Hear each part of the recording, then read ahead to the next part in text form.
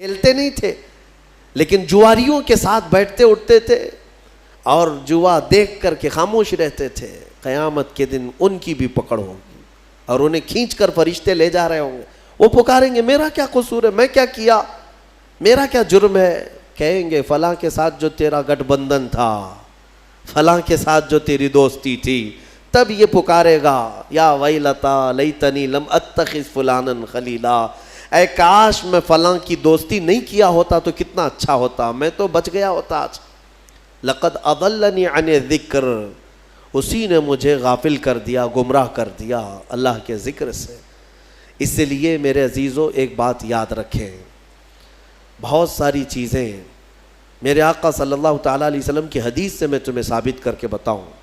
حضور نے فرمایا برے آدمی کی صحبت میں بیٹھنا ایسے ہی ہے جیسے کوئلے کی کان میں جا کر آنا. کوئلے کی کان میں اگر تم سفید کپڑا پہن کر کے جاؤ گے اور آؤ گے, نہ کوئلہ اٹھاؤ نہ کوئلے کی کان میں کام کرو, لیکن تمہارے جا کر آتے ہی تمہارے سفید کپڑوں پر کالک لگ ہی جائے گی. اور حضور اکرم صلی اللہ علیہ وسلم کی حدیث کا مفہوم یہ بھی ہے. اور اچھوں کی صحبت میں بیٹھنا ایسے ہی ہے جیسے عطر کی دکان میں جا کے آنا. عطر لگاؤ نہ لگاؤ لیکن دکان میں جا کے آنے کے بعد تھوڑی بہت کپڑوں میں خوشبو آئی جاتی ہے. کیسی مثالوں سے میرے آقا نے فرمایا. اسی طرح دنیا میں تم اگر صالحین کی صحبت میں بیٹھتے اٹھتے ہو, اچھوں کی صحبت میں بیٹھتے اٹھتے ہو, تو اس کا اثر اتنا ہوتا ہے کہ قیامت کے دن جہاں وہ جا رہے ہوں گے فرشتے تمہیں بھی وہیں پر بھیج دیں گے.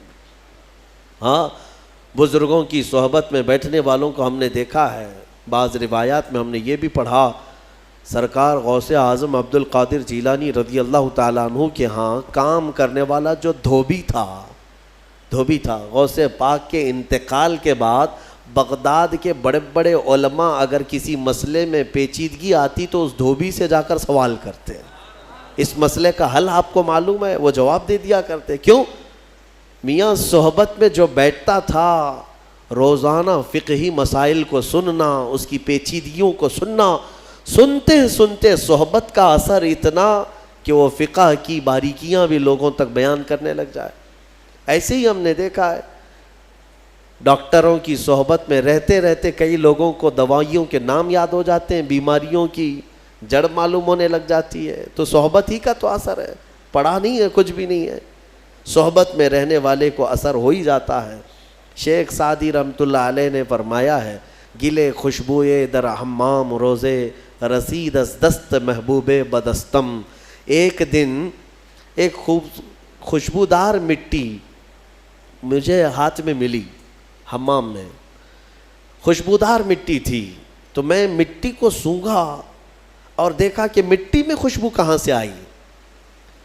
تو شیخ سعدی فرماتے میں نے پوچھا اس سے بدو گفتہ کہ مشکی یا عبیری کہ بوئے دل آویز تو مستم.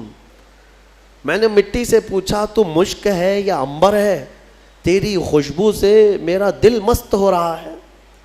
گفتہ کہ من گلے ناچیز بودم وہ لیکن مدت باگل نشستم.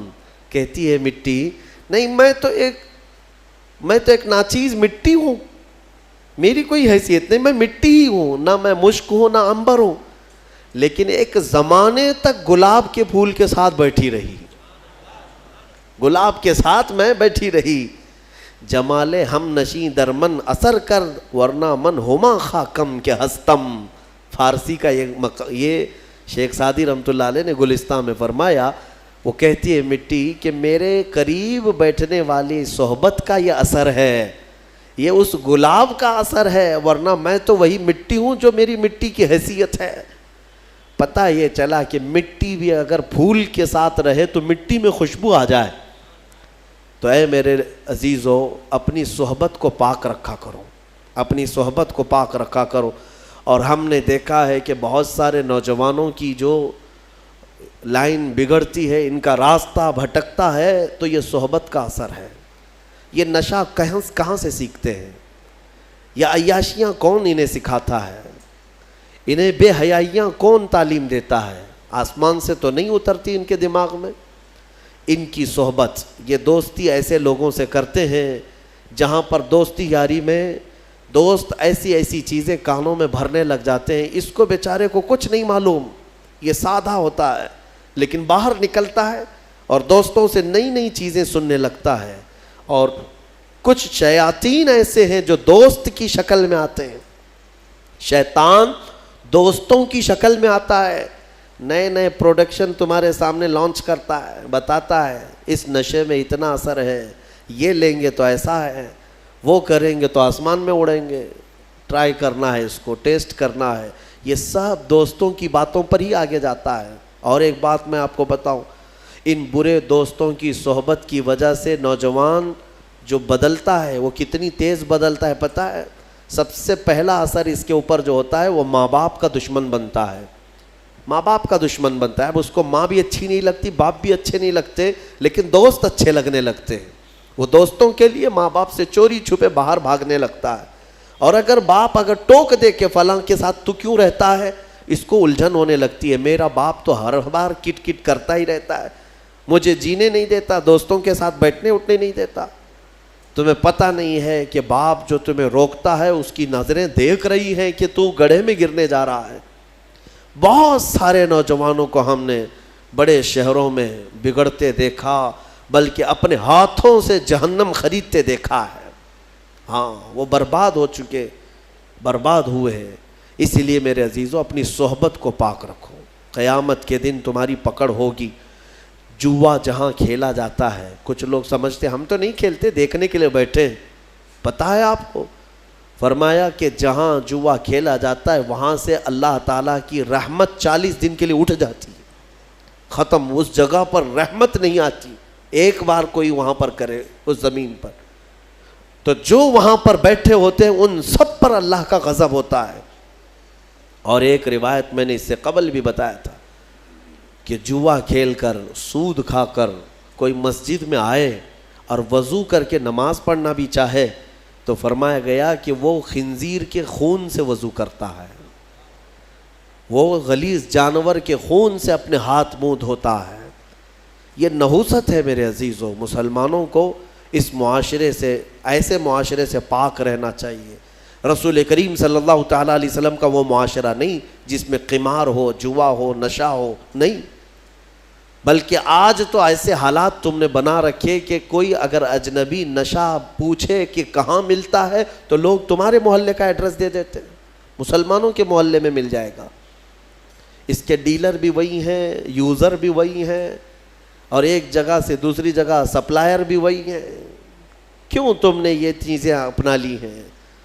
عزیزان گرامی، امت مصطفیٰ میں ہونے کا میں تمہیں واسطہ دیتا ہوں، تمہارے یہ سارے کرتوت میرے نبی کی نگاہوں سے پوشیدہ نہیں ہیں۔ حضور پاک صلی اللہ تعالیٰ علیہ وسلم جب اپنے امتیوں کو یہ حالات میں دیکھیں تو کیا حضور کو ایذا نہیں پہنچتی، تکلیف نہیں ہوتی، اذیت نہیں ہوتی؟ بچو اور صحبتوں کو پاک کرو۔ میں اپنی گفتگو کو سمیٹتے ہوئے سورہ نمل کی چند باتیں تمہارے سامنے رکھتا ہوں۔ سورہ نمل، نمل چونٹی کو کہتے ہیں، عربی میں نمل چونٹی کو کہتے ہیں۔ ایک چونٹی کا ذکر آیا ہے اسی لیے اس سورہ کا نام نمل ہے۔ اور اس میں اللہ تبارک و تعالیٰ نے حضرت سلیمان علیہ السلام کا وہ واقعہ بیان فرمایا ہے۔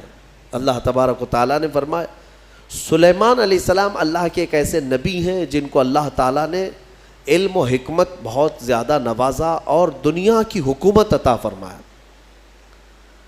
بہت بڑی حکومت سلیمان علیہ السلام کے ہاتھ میں تھی۔ اتنا ہی نہیں، ہواؤں کو سلیمان علیہ السلام کے تابع کیا گیا تھا، وہ جس طرف چاہتے تھے ہوائیں اس طرف اڑتی۔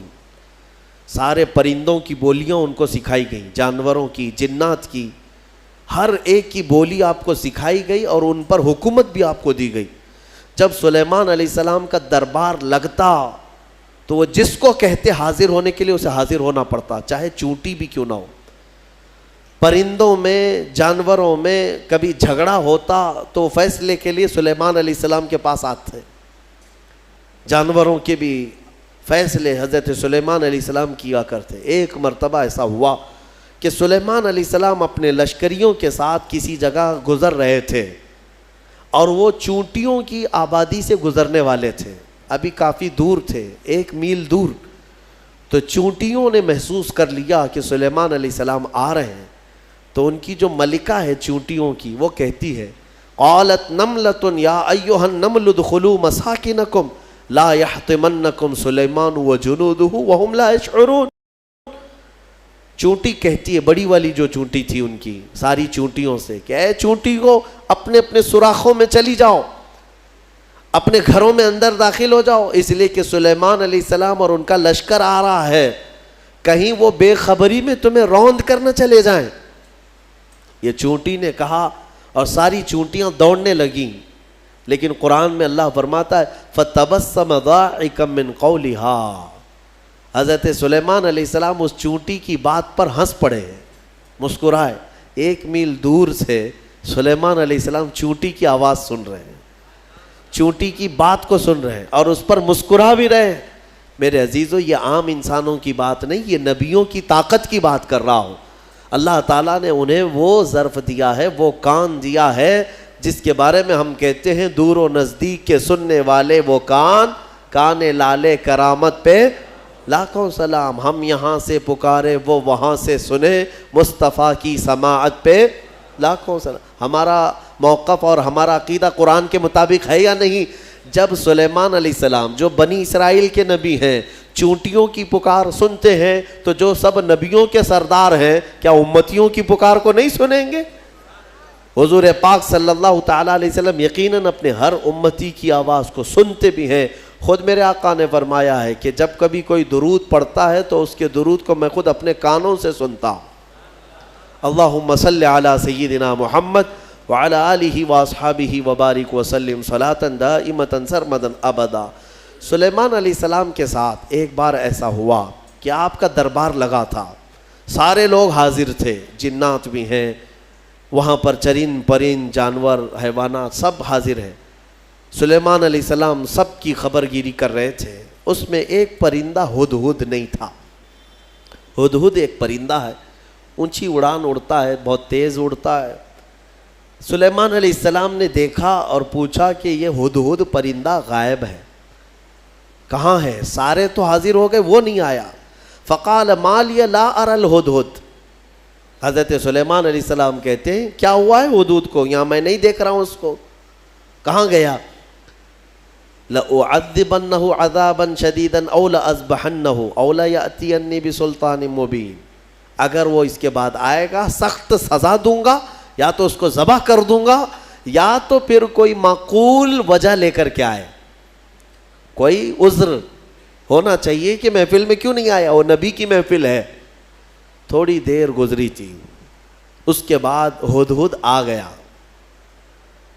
گیا اور پھر اس کے بعد حضرت سلیمان علیہ السلام کے پاس آ کر اپنی خبر دینے لگا۔ کیا؟ وہ کہتا انی وجدت امرأۃ تملکہم وأوتیت من کل شیء ولہا عرش عظیم۔ اے اللہ کے نبی، میں جو غائب تھا اس کی وجہ یہ ہے کہ میں اڑتے اڑتے ایک ایسے ملک میں پہنچ گیا جہاں میں نے دیکھا کہ ایک خاتون لوگوں پر حکومت کر رہی ہے، ایک لیڈی حکومت کر رہی ہے۔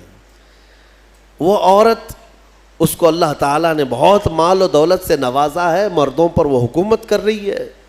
وجدتها وقومها يسجدون للشمس، لیکن وہ کہتا ہے ہدہد، اس کی بات تو یہ ہے کہ میں نے اس کی قوم کو اور اس کو دیکھا کہ وہ سورج کی عبادت کرتے ہیں، اللہ کو چھوڑ کر سورج کی عبادت کرتے ہیں۔ پتہ یہ چلا کہ پرندوں کو بھی عجب لگتا ہے کبھی کوئی اللہ کے علاوہ دوسرے کی عبادت کرے۔ ہاں، یہ پرندے بھی